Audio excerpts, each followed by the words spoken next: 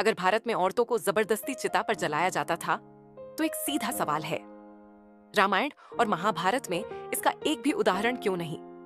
या फिर हमें जो बताया गया वो पूरा सच नहीं था? हमें सालों से यही पढ़ाया गया। सती प्रथा भारत की आम परंपरा थी, लेकिन जरा अपने ही ग्रंथ खोलकर देखिए।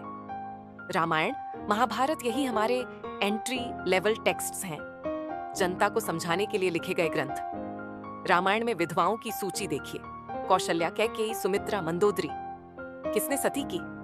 किसी ने नहीं। महाभारत में कुंती, गांधारी, सत्यवती।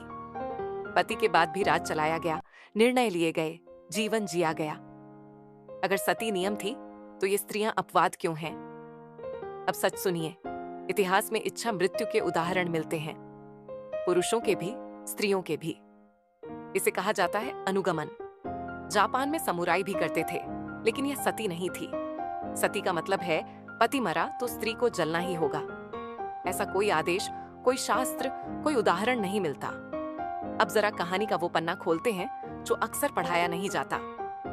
अब ध्यान दीजिए, खुद अंग्रेजों के रिकॉर्ड कहते हैं, जिन हजारों सती मामलों की बात की गई, उनमें से 90% सिर्फ बंगाल और कोलकाता के आसपास दर्ज थे। पूरा भारत कहां गया?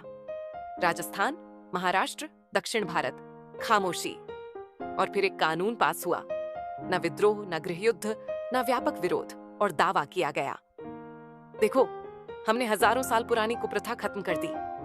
सोचिए जरा, आज के भारत में अगर मंदिर की एक परंपरा बदलनी हो तो सालों बहस चलती है।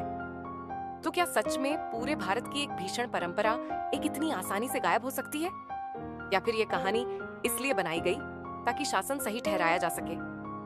कई इतिहासकार साफ कहते हैं ये नैरेटिव था।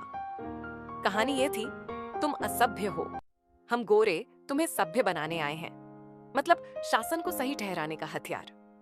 कमेंट में बताइए, सती प्रथा एक प्रोपेगेंडा थी या रियल हिस्ट्री?